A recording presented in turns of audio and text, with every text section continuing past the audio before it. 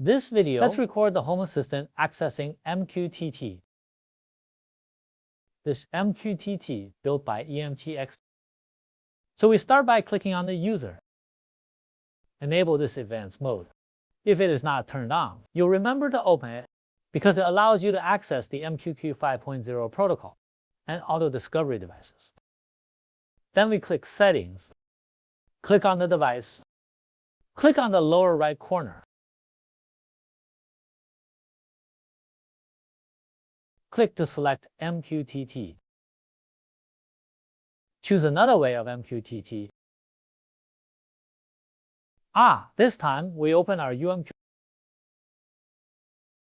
Click this certification.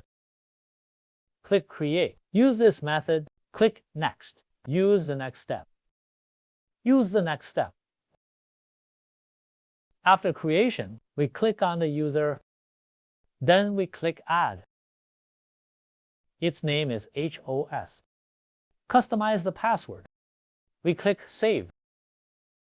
This creates a user of HOS.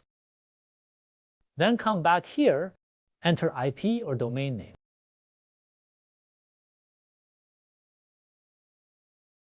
What I'm doing here is 28,083 plus mapped ports. Click on this advanced mode because we're going to change the agreement later. Continue here. I will choose to ignore the certificate here. Select 5 agreements here. MQTT 5 node select WebSocket here. We submit again.